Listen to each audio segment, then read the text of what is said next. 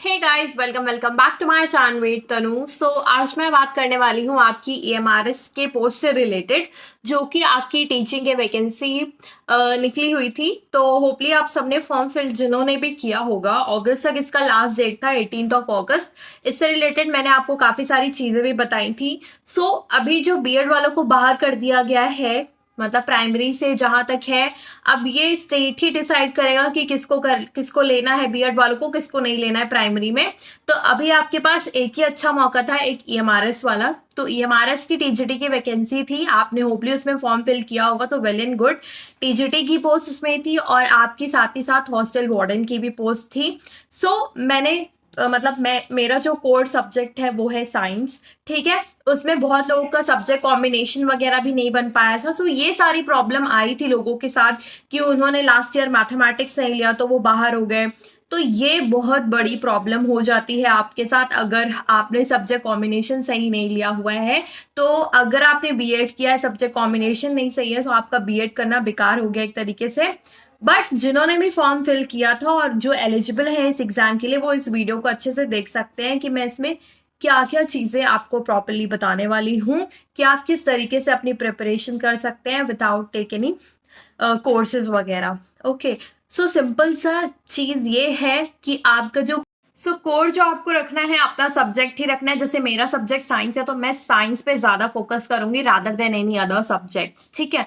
तो यहाँ पे जो पार्ट 1 आपका रहेगा, पार्ट 1 में जनरल अवेयरनेस पूछा जाएगा, 10 क्वेश्चन 10 मार्क्स का रहने वाला है आपका। इसके बाद पार्ट 2 आता है, जो कि आपके 10 क्वेश्चन 10 मार्क्स के होंगे, रीजनिंग एबिलिटी। रीजनिंग एबिलिटी तो होपली आपने सारे एग्जाम के लिए दिया ही होगा। ये भी आपकी प्रिपेयर होती चली आ रही होगी, ऐसा हम मानते हैं। नेक्स्ट है आपका पार्ट 3, जो कि नॉलेज ऑफ आईसीटी है। इस पे थोड़ा आपको ध्यान देना पड़ेगा क्योंकि 10 क्वेश्चन है, 10 मार्क्स के हैं।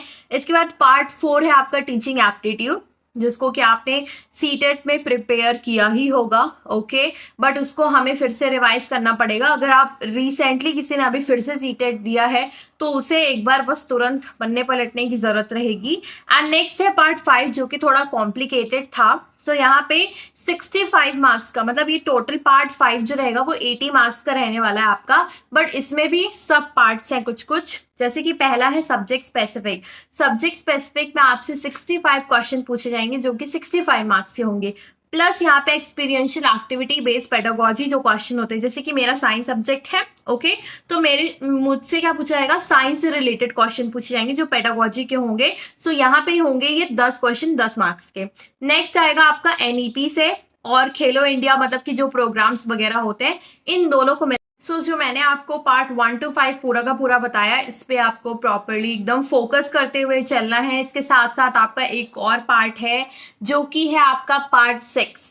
तो पार्ट 6 जो रहेगा वो आपका क्वालिफाइंग इन नेचर है, मतलब यहाँ पे आपसे लैंग्वेज पूछा जाएगा, हिंदी, इंग्लिश और एक रीजनल लैंग्वेज कोई भी। उसमें 18 रीजनल लैंग्वेजेस आपको दी हुई हैं, जिसमें आपने चूज किया होगा फॉर्म फिलिंग के टाइम कि आपको कौन सा रीजनल लैंग्वेज चूज करना है। जैसे मैंने चूज किया है इंग्लिश को ही, तो मेरा जो यहाँ पे टेस्ट होगा वो इंग्लिश का होगा, हिंदी का होगा और रीजनल लैंग्वेज में भी इंग्लिश का होगा। 20 मार्क्स मेरे रहेंगे इंग्लिश में और 10 मार्क्स मेरे रहेंगे हिंदी में, ठीक है। तो ये आपके 30 मार्क्स रहेंगे, जिसमें से आपको यहाँ पे क्वालिफाई करना है, मतलब 30 में से 40% जो रहेगा वो आपका क्वालिफाइंग रहेगा, मतलब 12-13 क्वेश्चन लगभग इतने ही जाएंगे। तो इतने क्वेश्चन आपको करेक्ट करने हैं।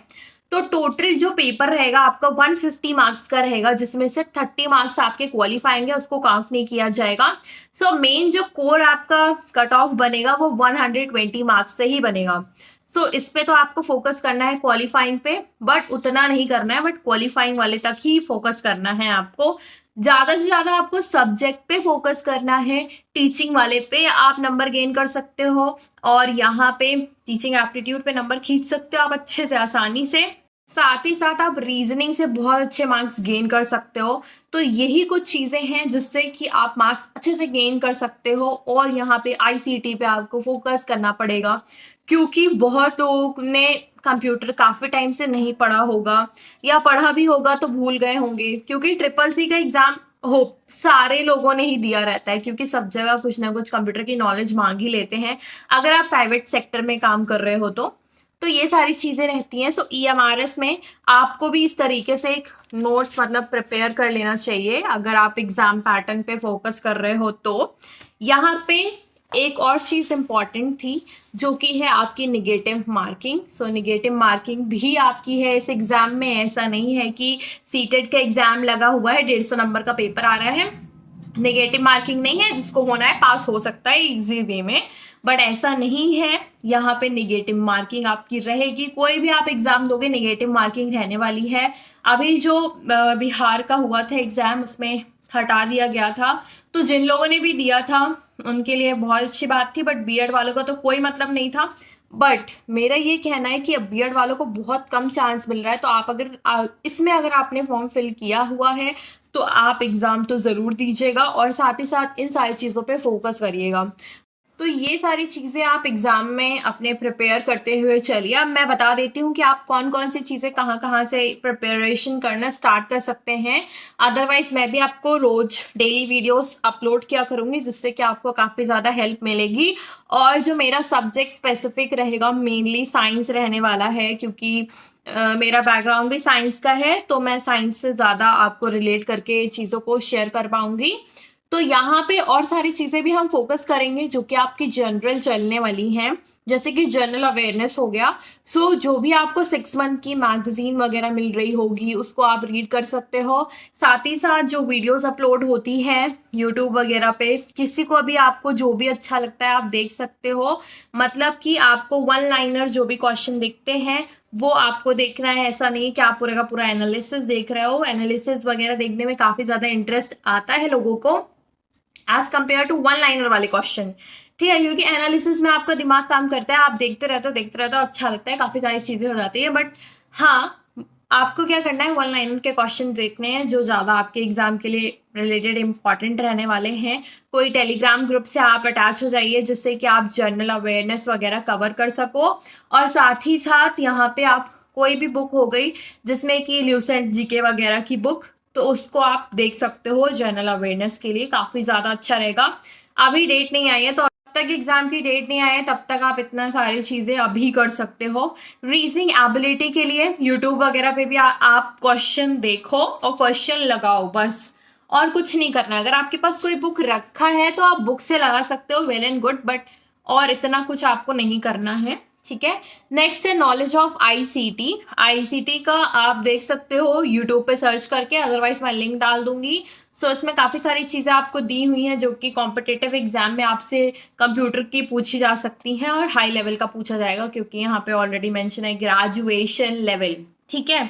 टीचिंग एप्टीट्यूड जितना आपने सीटेट में पढ़ा है, कुछ लोगों ने केवी का एग्जाम दिया होगा, केवी का एग्जाम अगर दिया है तो काफी अच्छी खासी पेडागोजी वाली नोट्स आपकी बनी होंगी, तो उस पे फोकस आपको करना है।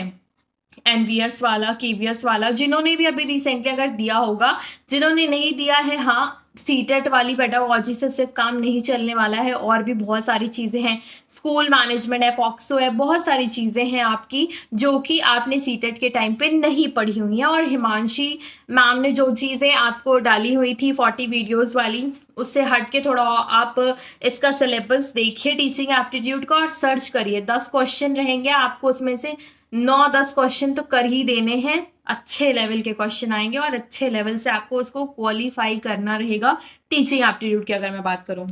नेक्स्ट है आपका सब्जेक्ट स्पेसिफिक। सो इससे रिलेटेड मैं आपको रियली डेली वीडियोस दूंगी। एनसीईआरटी पे फोकस करना है हमें। 9-10 की एनसीईआरटी पहले पढ़िए, इसके बाद 9 से रिलेटेड रहेगा आपका 11th वाला, 10 से रिलेटेड रहेगा आपका 12th वाला, तो उस पे फोकस हमें करना है 9, 10th, 11, 12th। अगर आपका बेसिक ही नहीं क्लियर है सो must focus on the class 6 to 8 also, क्योंकि 6 to 8 ही आपको पढ़ाना है। 6, 7, 8, 9, 10 पूरा होता है टीजीटी में। सो इससे तो आपको बुक को चार्ट लेना है, मतलब कि पूरा रट लेना है जितनी भी चीजें हैं। बट एनसीईआरटी इज इनफ, बहुत ज्यादा चीजें होती है एनसीईआरटी में, उतना कोई बंदा याद भी नहीं रख सकता है, बट हाँ पढ़ तो सकते हैं हम लोग, ठीक है। पेडागोजी जो आप साथ साथ में पढ़ोगे तो सब्जेक्ट की पेडागोजी आपको यूट्यूब पे मेंशन रहता है, आप उसको देख के स्टार्ट करिए। एनईपी से रिलेटेड इतनी सारी वीडियोस हैं, मैंने भी कई सारी वीडियोस अपलोड की हैं, आपने नहीं देखा है तो आप ज़रूर देखिएगा। और यहाँ पे जो कुछ प्रोग्राम्स होते हैं जैसे कि खेलो इंडिया, फिट इंडिया, तो ये यूपी टेट के एग्जाम में या काफ़ी सारे एग्जाम में, या तो रिसेंटली जितनी भी स्कूल से रिलेटेड जो आई हुई हैं, बच्चों से रिलेटेड जो आई हुई हैं आपकी स्कीम्स वगैरह, प्रोग्राम्स वगैरह, उसको आपको देखना है, ठीक है। तो ये सारी चीजें करनी है। हिंदी इंग्लिश का मैं आपको अभी नहीं बता रही हूँ क्योंकि वो कॉमन चीजें हो जाएंगी आपके लिए और ये क्वालिफाइंग है। हम जो फोकस कर रहे हैं वो फोकस कर रहे हैं 120 मार्क्स पे। 120 मार्क्स में हम कैसे 90 से 100 मार्क्स गेन कर सकते हैं, क्योंकि हम इतना सोच के चल रहे हैं तो कम तो ऑफ कोर्स वो हो ही जाएगा, बट हाँ ये सारी चीजें आपको करनी है और अभी से ही प्रिपरेशन स्टार्ट कर दीजिए। मैंने रिसेंटली में EMRS से रिलेटेड हो गया या NCERT से रिलेटेड हो गया, 20 मिनट का मैंने पूरे का पूरा एक चैप्टर आपको कंप्लीट कराया। सो ये रिवीजन सीरीज टाइप का हो जाएगा जिसमें कि हर एक पॉइंट आपका NCERT का क्लियर हो जाएगा। ऐसा नहीं कि कुछ भी छूट रहा है, एक एक लाइन मैंने उसमें रीड करके आपको समझाते हुए आगे बढ़ाया हुआ है। क्लास 7 का आप देख सकते हो, उसमें मेंशन है सारी की सारी चीजें। सो TGT के लिए तो रियली आप प्रिपरेशन स्टार्ट करिए।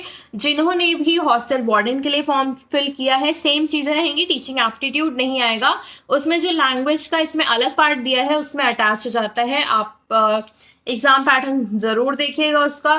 साथ ही साथ जनरल अवेयरनेस हो गया, ये सारी चीजें हमारी साथ में चलने वाली हैं जो भी आपकी हॉस्टल वार्डन में और TGT में दोनों काम देगा, क्योंकि कुछ चीजें चेंज नहीं होती हैं। ऑफ कोर्स सी बात है, बहुत लोगों ने TGT और हॉस्टल वार्डन दोनों के फॉर्म डाले हैं, तो दोनों की प्रिपरेशन आपकी साथ में होती रहेगी। Okay, so please tell me in comment box कि हम नेक्स्ट किस पे हम लोग स्टार्ट करें, किससे रिलेटेड मैं आपको वीडियो शेयर करूं। ओके, सो जरूर बताइएगा। तो don't forget to subscribe to my channel guys.